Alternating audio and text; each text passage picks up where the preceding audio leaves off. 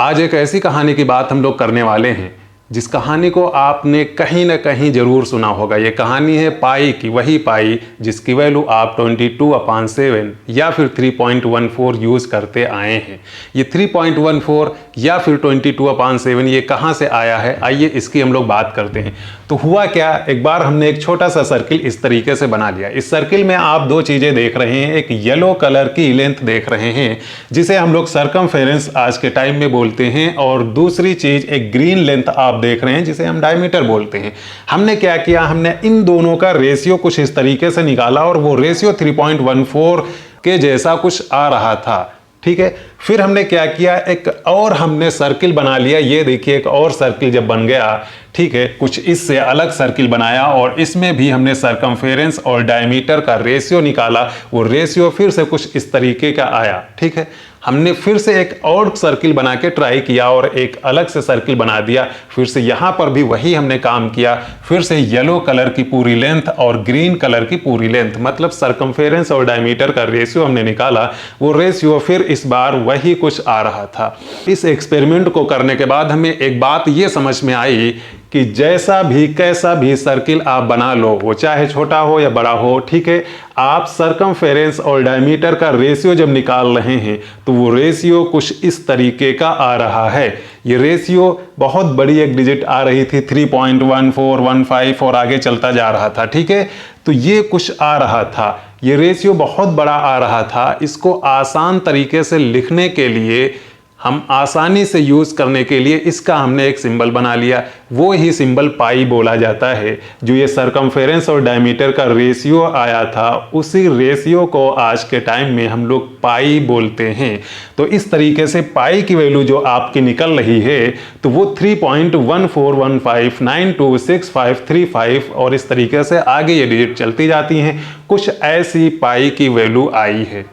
अच्छा, अब इससे पहले जो हम लोग 22/7 पाई की वैल्यू ये यूज़ कर रहे थे, अगर इसको हम लोग कैलकुलेटर से जला कैलकुलेट करके निकालें तो इसकी वैल्यू कुछ ऐसी आ रही 3.142857 और ये ऐसे ही जाता जा रहा है। ठीक है, इन दोनों नंबर में हम कुछ तो डिफरेंस देख रहे हैं। ठीक है, यहाँ पॉइंट के बाद 14, उसके बाद 1, यहाँ पॉइंट के बाद 14, फिर 2, मतलब दो पॉइंट के बाद, दो डिजिट के बाद फिर आगे की डिजिट देखिए चेंज हो गई हैं इन दोनों में। तो ये बात तो हम कह सकते हैं कि ये दोनों नंबर एग्जैक्ट बराबर नहीं हैं। दूसरी बात हम ये भी देख रहे हैं कि इस 22/7 में पॉइंट के बाद ये 6 डिजिट कंटिन्यू रिपीट हो रही हैं इनफाइनाइट तक, जबकि यहाँ पर कोई भी डिजिट या कुछ डिजिट का पेयर रिपीट नहीं हो रहा। अगर हमने रेशनल इरेशनल नंबर पढ़ रखा है तो यहाँ से आपको ये भी बात पता चल जाएगी कि ये जो जिसको हम पाई सिंबल मान रहे हैं इसकी वैल्यू इरेशनल नंबर है। और दूसरी बात 22/7 ये तो बहुत सिंपल आपको दिख रहा है, ये नंबर रेशनल है। ठीक है, तो इन दोनों को देखकर एक बात तो हम ये बोल सकते हैं कि ये आपका पाई और ये 22/7 ये दोनों आपस में बराबर नहीं हैं। लेकिन ये कहानी आपकी इतनी आसान नहीं है। पाई आपका इतनी आसानी से इतनी जल्दी में नहीं आया है। पाई की बहुत लंबी, बहुत बड़ी एक पूरी हिस्ट्री है। आज हम लोग उस हिस्ट्री की बात करने वाले हैं कि कैसे कैसे पाई ग्रो करता करता और आज के टाइम में हमारे पास पाई की वैल्यू कुछ इस तरीके से आ चुकी है। ठीक है, तो जब हिस्ट्री की बात करेंगे तो हिस्ट्री में कुछ टर्म आते हैं। वो कौन से टर्म आते हैं, जैसे आपके BC या AD आते हैं, BCE या CE आता है। ठीक है, जब हम टाइम बताते हैं कि ये इतने साल पहले, इतने हजार साल पहले या कोई डेट बताई जाती है तो ये बोलना पड़ता है, उसके साथ में हम AD या BC जरूर लगाते हैं। क्यों? क्योंकि उससे ये पता चलता है कि ये इतने साल बर्थ ऑफ जीसस के बाद के हैं या पहले के हैं। अगर हम बोल रहे हैं आज के टाइम कि आज 2022 चल रहा है, इसका मतलब बर्थ ऑफ जीसस का टाइम हो चुका है इतना 2022। हम यहाँ से 0 लेते हैं बर्थ ऑफ जीसस से और फिर वहाँ से जो डेट ये चल रही है ये आज के वक्त में 2022 चल रहा है। लेकिन इससे पहले का जो वक्त है वो आप पीछे जाते जाइए, 500 साल पीछे आ गए, 1000 साल पीछे आ गए, 1500 साल पीछे आ गए। हम लोग पाई की जो बात करेंगे इससे पीछे से हिस्ट्री लेके चलेंगे। ठीक है, काफ़ी पीछे से हिस्ट्री लेके चलेंगे और फिर आते आते आते आते आज के वक्त तक हम लोग आएंगे, ठीक है। इस जीरो से इससे पीछे की जब टाइम की बात करेंगे तो हम लोग BC यूज करने वाले हैं, BC या फिर BCE यूज करते हैं, ठीक है। इस जीरो से आगे की जब बात करेंगे तो हम लोग AD या CE यूज करने वाले हैं। तो अब हम पाई की बात करने वाले हैं 2560 BC से। इसका मतलब बिफोर क्राइस्ट, 2560 साल पहले क्राइस्ट से, वहां से हम हिस्ट्री इसकी लेके चलते हैं और तब से बात करते हैं। 2560 में क्या हुआ बेटा, यहाँ पर आपको पता है कि इसी टाइम के बीच ये जो ग्रेट पिरामिड ऑफ गीजा, जो गीजा में आपके पिरामिड बने हुए हैं, उनके बेस पे क्या हो रहा है, have claimed that the ancient Egyptians use an approximation of pi as 22/7। जो इजिप्टियंस मैथमेटिशियन हैं वो लोग क्या बोलते हैं कि वो गीजा के पिरामिड के बेस पे ये क्लेम करते हैं कि पाई की वैल्यू या पाई हम तब से यूज करते आए हैं। कैसे, आपने इस तरीके के पिरामिड तो हिस्ट्री में खूब देखे होंगे जो काफ़ी पुराने हैं, ठीक है। होता क्या है, इन पिरामिड्स में आज के टाइम में जब हम लोग इनकी लेंथ वगैरह मेज़र करते हैं तो क्या होता है, आप देखेंगे ये पिरामिड नीचे इसका जो बेस है, जिस बेस पे ये बना हुआ है वो आपको एक स्क्वायर दिख रहा होगा। उसके बाद इसकी कुछ हाइट है, ठीक है। इस बेस का ये जो स्क्वायर है इसे जरा हम अलग इधर बना लेते हैं। हाइट तो आप देख रहे हैं ये है, और ये आप देखेंगे अगर इसके बेस की बात करें तो ये डॉटेड हमने कर दिया है, ये जो स्क्वायर बेस पे ये पिरामिड बना हुआ ये है, ठीक है। तो इनको अलग अलग बना लेते हैं। इस स्क्वायर को हमने अलग बना लिया, इसी स्क्वायर को उठा के रख लिया है जिस स्क्वायर पे ये पिरामिड बना हुआ है, ठीक है। अच्छा, ये स्क्वायर की लेंथ कुछ होगी, आप कह लीजिए पेरीमीटर कुछ होगा, उसी पेरीमीटर के बराबर एक हमने देखिए ये सर्किल बना लिया है, ठीक है। अब हम क्या कर रहे हैं, अगर आप चेक करेंगे इस सर्किल की रेडियस कितनी है, तो जितना आपका इस पिरामिड की हाइट थी, ये हाइट, यही हाइट के बराबर इस सर्किल की आप रेडियस देखेंगे। इससे क्या होता है, अब अगर आप ऐसे कह लें, क्या कह लें कि अगर पेरीमीटर ऑफ स्क्वायर, जिस स्क्वायर के बेस पे ये पिरामिड बना हुआ है, उसको आप पूरी लेंथ मेजर कर लें और उसे डिवाइड कर दें 2 टाइम्स हाइट ऑफ पिरामिड, जो पिरामिड की हाइट है उसके 2 टाइम्स से डिवाइड कर लें, तो वो पाई के लगभग ही वैल्यू आ रही है। या आप कह लीजिए कि पेरीमीटर के बराबर आप सरकमफेरेंस ऑफ सर्किल, जैसे हमने उसी के बराबर एक सर्किल बना लिया है, ठीक है। 2 इंटू रेडियस, अब इस सर्किल की रेडियस क्या इसी हाइट के बराबर हो रही है, उसका हमने 2 टाइम्स मतलब डायमीटर रख दिया, ठीक है। तो वो आपका रेशियो इसी के बराबर है और आज के टाइम में वो रेशियो 3.14 के आसपास आ रहा है।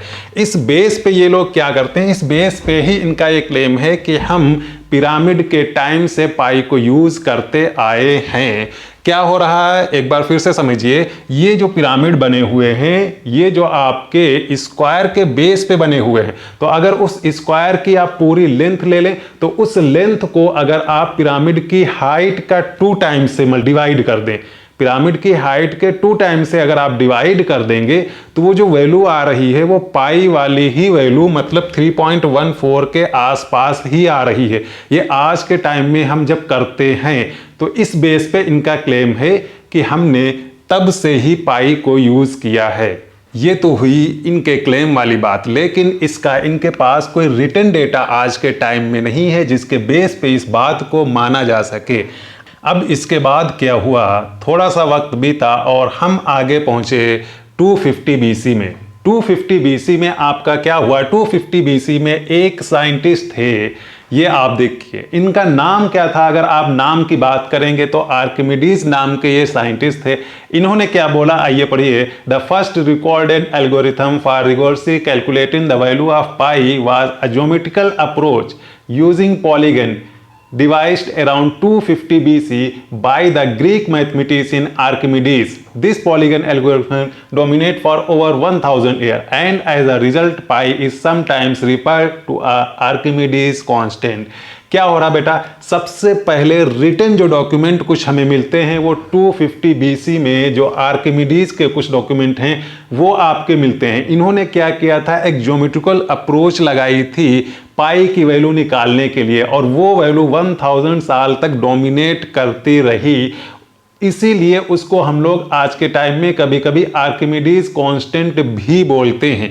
वो इनकी अप्रोच क्या थी, आइए उसको थोड़ा सा समझ लीजिए। तो इन्होंने क्या किया, कुछ इस तरीके से देखिए आप, एक ये जो आपका ग्रीन सर्किल बना हुआ है, इसके बाहर बाहर एक ट्राइंगल बनाया और इसके अंदर अंदर एक ट्राइंगल बनाया।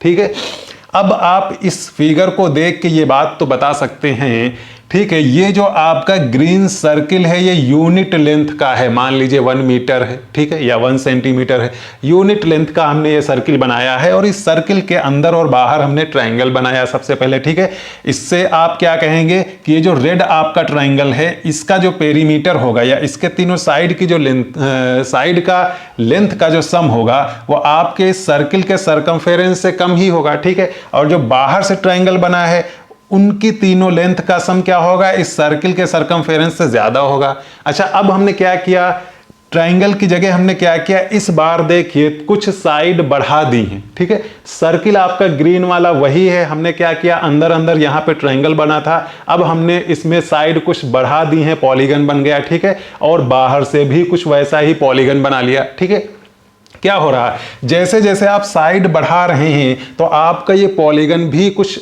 सर्किल का शेप लेता जाएगा जितनी ज्यादा आप साइड बढ़ाते जाएंगे। ठीक है, यहां पर भी आप कहेंगे इस रेड पॉलीगन की सम जो साइड है उनका सम क्या होगा, इस सर्किल के सरकमफेरेंस से कम होगा, और बाहर से जो पॉलीगन बना है अगर आप वहां पर सारी साइड का सम निकाल लें तो इस सर्किल के सरकमफेरेंस से थोड़ा सा ज्यादा होगा। अब हमने क्या किया, थोड़ा और एक और पॉलीगन इस तरीके से बनाया है। ठीक है, इसमें और ज्यादा हमने साइड कर दी है। ठीक है, यहां से आप ये भी देखेंगे जैसे जैसे आप साइड बढ़ाते जा रहे हैं, देखिए पॉलीगन की साइड जैसे जैसे आप बढ़ाते जा रहे हैं वैसे वैसे वो पॉलीगन धीरे धीरे आपका सर्किल का शेप लेता जा रहा है। ठीक है, ये काम इन्होंने क्या किया, कई सारी साइड ऐसे बढ़ाते बढ़ाते बढ़ाते बढ़ाते आखिरी में जाके 96 साइड का एक पॉलीगन बना डाला। अब आप खुद देखिए, अगर हम लोग 96 साइड का एक पॉलीगन बना लें तो वो लगभग आपका सर्किल जैसा ही हो जाएगा। ठीक है, उसके बाद अगर आप करेंगे कि जो अंदर से सरकम वो आपका पॉलीगन बन रहा है उसमें अगर सारी साइड का सम निकाल लें, फिर बाहर से जो पॉलीगन बन रहा है उसमें सारी साइड का सम निकाल लें, ठीक है, तो उसके बीच की जो वैल्यू होगी वो सर्किल के सरकमफेरेंस के ही बराबर होगी। क्यों, क्योंकि अब देखिए अंदर वाला पॉलीगन भी लगभग सर्किल जैसा बन गया है, उसमें भी अगर सारी साइड का आप सम निकालें तो जो सर्किल का सरकमफेरेंस होगा लगभग उसी के पास आप पहुंच जाएंगे।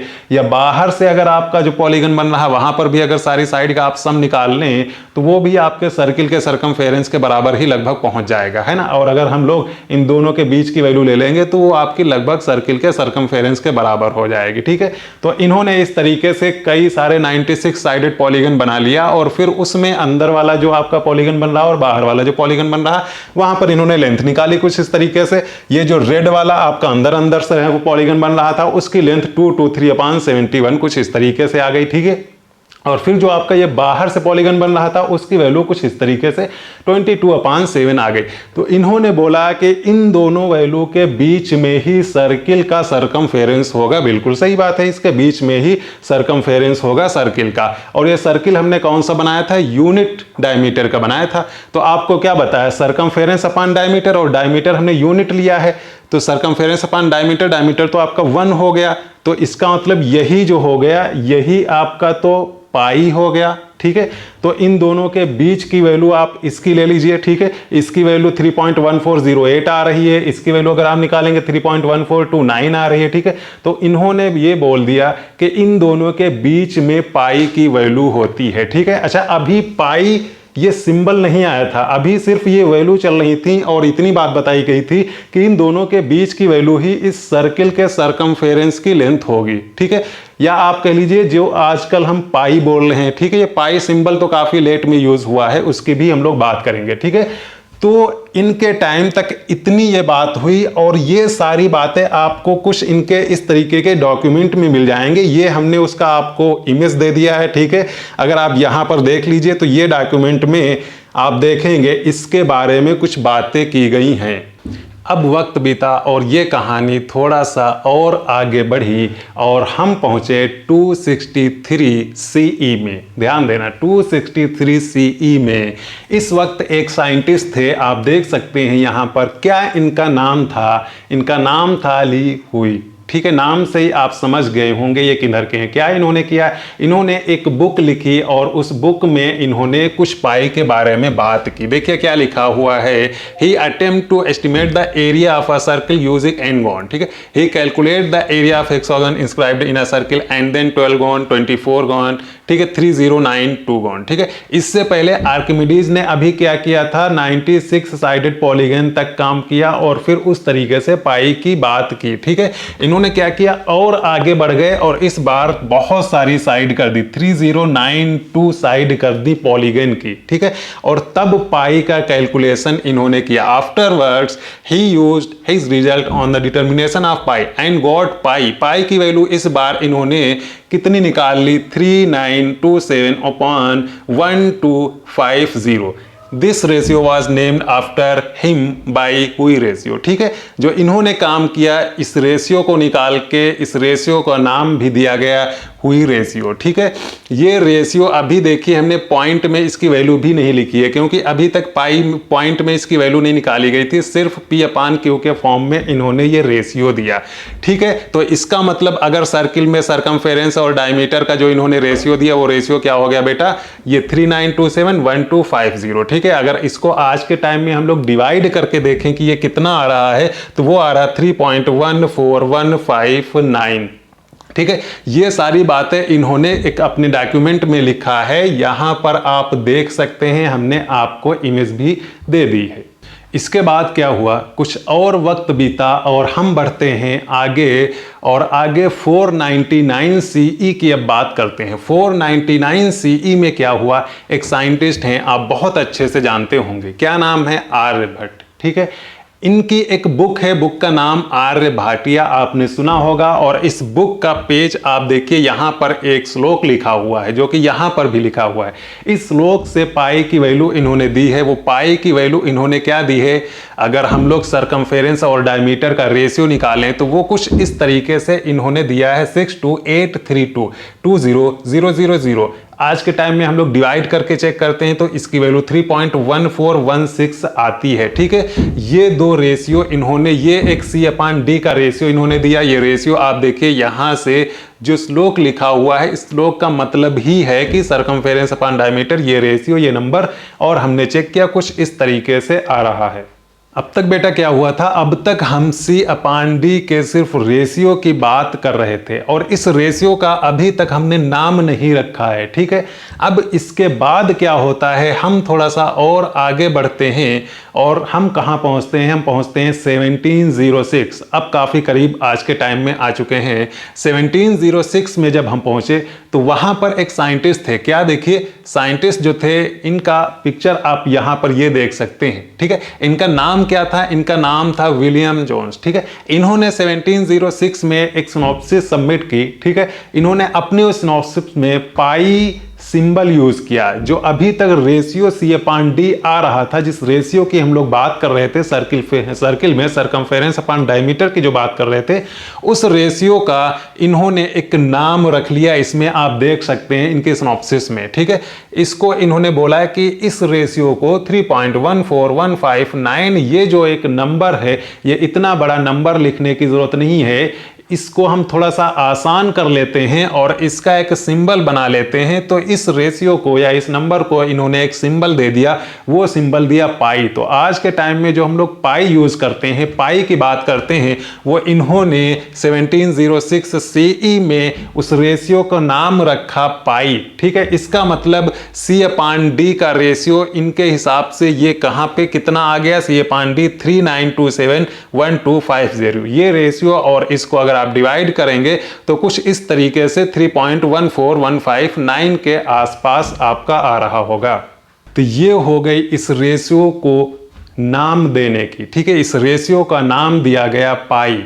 लेकिन आप देख रहे हैं अभी तक ये C/D का कुछ इस तरीके से रेशियो चल रहा था और अब तक हमें ये नहीं पता था कि ये जो रेशियो है ये रेशनल नंबर है या फिर इरेशनल नंबर है। तो हम आगे बढ़े और आगे 1761 में एक साइंटिस्ट हुए हैं। उन साइंटिस्ट को आप यहाँ पर देख सकते हैं। इन्होंने ये बात कही कि ये नंबर जो पाई जिसका सिंबल रखा गया है, ये जो रेशियो है, ये होता है आपका इर्रेशनल। इन्होंने बताया कि ये होता है इर्रेशनल नंबर। कैसे इन्होंने बताया, एक आप इनका डॉक्यूमेंट यहां पर देखिए, कुछ इस तरीके से इन्होंने ये अपनी बुक में एक फार्मूला लिखा है। इस फार्मूले के बारे में आप नीचे देख सकते हैं, ठीक है। इसको अगर हम लोग आज के वक्त के हिसाब से फार्मूला कन्वर्ट करें तो कुछ इस तरीके का फार्मूला हमारा ये दिखता है, ठीक है। ये बात आप यहां से देख सकते हैं। इस फार्मूले के थ्रू इन्होंने इस बात को प्रूफ किया कि पाई जो है वो एक इर्रेशनल नंबर है। तो हमें जाके 1761 में ये बात पता चली कि पाई है इर्रेशनल नंबर। तो अब तक हमने इस कहानी में क्या क्या जान लिया है। अब तक ये बात पता चल चुकी है कि पाई कैसे कैसे पाई का रेशियो आते आते 3.14 के आसपास आया। फिर उसके बाद काफ़ी टाइम बाद उसका नाम रखा गया पाई, पाई सिंबल दिया गया। और फिर उसके भी बाद ये बात पता चली कि ये पाई जो है ये है इर्रेशनल नंबर। तो अब तक कई सारी जानकारी हमें हो चुकी हैं। अब हम लोग पाई के बारे में कुछ और नई नई इंटरेस्टिंग चीज़ कुछ हैं जो आप जान लीजिए। सबसे पहली चीज क्या है, जो इंटरेस्टिंग फैक्ट है उसमें फर्स्ट लाइन ये है कि पाई जो आपका होता है वो 16th लेटर है ग्रीक अल्फाबेट का, ठीक है। दूसरी बात आपकी क्या होती है, दूसरी बात ये है कि आज के वक्त में पाई की वैल्यू हम 62.8 ट्रिलियन तक निकाल चुके हैं डेसिमल के बाद, ठीक है। After using a super computer to calculate the famous number pi to its first 62.8 trillion decimal places, ठीक है। पाई की वैल्यू जो हमने लिखी थी 3.1415 करके करके करके आगे जाती जा रही है, ठीक है। लेकिन कोई एक डिजिट या फिर कुछ डिजिट्स का पेयर जो रिपीट नहीं हो रहा है, ठीक है, तो वो 62.8 ट्रिलियन तक सुपर कंप्यूटर के थ्रू निकाला जा चुका है। लेकिन अब तक ऐसा कुछ नहीं मिला है, ठीक है। उसके बाद नेक्स्ट पॉइंट हमारे पास क्या है, एक ये चीज है कि पाई डे भी आज मनाया जाता है, ठीक है। पाई डे कब मनाया जाता है, 14 मार्च को मनाया जाता है, वो भी 1:59 PM पे मनाया जाता है, ठीक है। इसको याद कैसे आप रखोगे, इसका भी निमोनिक्स आप देख लीजिए। पाई का जो बर्थडे है उसको कब हम लोग मनाते हैं, याद करने के लिए जो आपका ये 14 मार्च, ठीक है। देखिए ये जो 3.1415 ये आपकी वैल्यू है, ठीक है। इस 3 से आपका क्या है, मार्च रेड, ठीक है। ये जो 14 है, ये जो 14 वैल्यू आती है, ये 14 मतलब 14 मार्च, ठीक है। ये 159 जो आगे वैल्यू आती है, इसका मतलब 1:59 PM पे इसका बर्थडे मनाया जाता है, ठीक है। एक और इंटरेस्टिंग चीज है, पाई का बर्थडे तो आपको 14 मार्च हो गया, लेकिन 14th मार्च देख रहे हो, इसी 14th मार्च हम लोग इस डेट को और कहीं पर भी पाते हैं। वो कहाँ पे पाते हैं, दो जगह पाते हैं। जो आपके अल्बर्ट आइंस्टाइन जो साइंटिस्ट हुए हैं, ठीक है, उनका जन्म भी 14 मार्च को ही हुआ है 1879, ठीक है, 1879 में, ठीक है। दूसरी बात आप जानते होंगे स्टीफन हॉकिंग, ठीक है, उनकी डेथ कब हुई है, 2018 में 14 मार्च को, ठीक है। तो 14 मार्च को पाई का बर्थडे भी है, साथ में ये दोनों डेट भी आप याद रखिए। एक इत्तेफाक है कि 14 मार्च को ये दोनों बातें भी हुई हैं। तो इस तरीके से पाई का पूरा टॉपिक हुआ कंप्लीट, बिल्कुल जीरो से स्टार्टिंग से लेकर यहाँ तक। और अब हम मिलते हैं नेक्स्ट क्लास में किसी और टॉपिक के साथ।